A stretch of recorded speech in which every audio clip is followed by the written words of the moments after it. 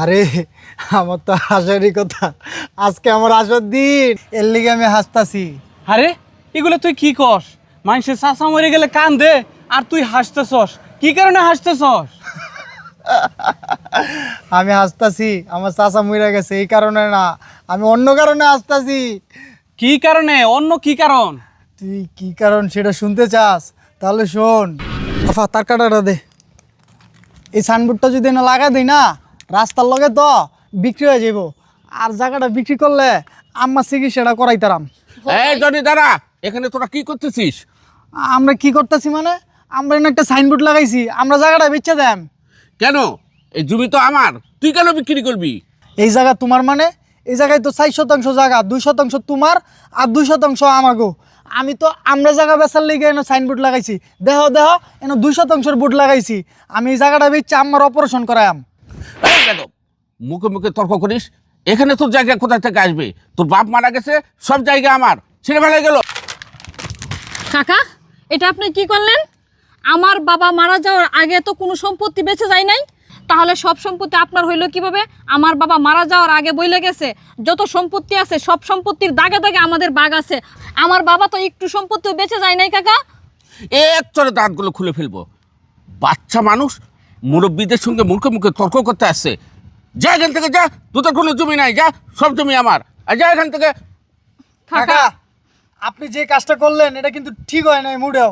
এটার ফল আপনি ঠিকই পাইবেন। আজকে আপনি আমাদের সম্পত্তি থেকে আপনারা বঞ্চিত করছেন না, আপনার বিচার আল্লাহ করব। আরে যা যা, চল আবার ঠিক করিস না ভালো করছিস সেটা আমি দেখবো, যা এখান থেকে। বাচ্চা চ্যাংড়া লাগদা দুধ পড়তেছে তো আসছে জমি নিতে। এবার শুনছস, আমার মাটা আমার চাচার লেগা মারা গেছে। আমার মাটার আমি চিকিৎসা করাইতে পারি নাই টাকার লেগা।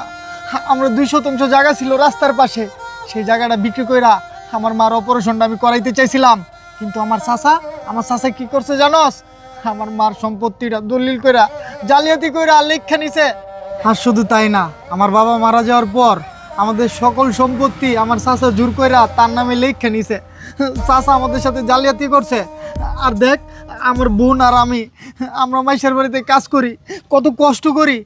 আর আজকে চাচা মারা গেছে, আমি হাসবো না কি করব? এই চাচার লেগে আমার মা মারা গেছে। আজকে দেখ, তার তো সম্পত্তির অভাব ছিল না, কত সয় সম্পত্তি। সে কি পারবে তার সাথে কইরা সম্পত্তিগুলো নিয়ে যাইতে?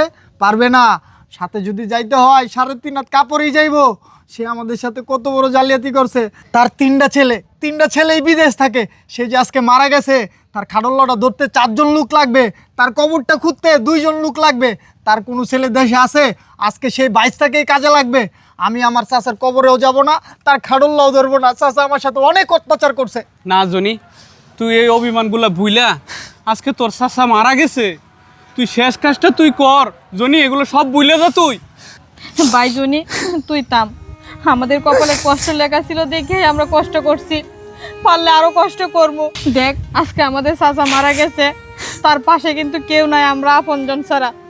শুন, তুই আর রাগ করে থাকিস না, তুই চল তার কাজটা আমরা শেষ করি। আমরা যদি আজকে না যাই তাহলে তার মধ্যে আর আমাদের মধ্যে পার্থক্যটা কি? ভাই, আপনি তো সবই শুনলেন। আচ্ছা, আমাকে একটা কথা বলেন তো, এই যে আমার চাচা আমাদেরকে ঠকাইয়া আমাদের এত সম্পত্তি ছিল, সব সম্পত্তি উনি দখল করে নিয়ে গেছে। আজকে যে সে মারা গেছে, সে কি পারবে এই সম্পত্তি সবগুলো কবরে নিয়ে যাইতে, নাকি 3.5 হাত জায়গায় যাবে? ভাই, আমি একটা জিনিস বুঝি না, মানুষ কেন বোঝে না এই দুনিয়াতে বেঁচে থাকতে অন্যের টাকা মেরে গেলে এগুলা যে পরকালে হিসাব দিতে হয়। এই যে আমার চাচা এগুলা সম্পত্তি নিয়ে গেছে, আমার চাচা কি পারবে এগুলার হিসাব দিতে? শুন ভাই, চাচা অপরাধ করছে, চাচার হিসাব চাচা দিবে। আমরা এমন কোনো অপরাধ করব না যেগুলার হিসাব আমাদেরকে দিতে হবে। চাচা আজকে মারা গেছে, আমরা যদি আজকে তার এই কাজে না যাই, মানুষ অনেক ধরনের কথা বলবে।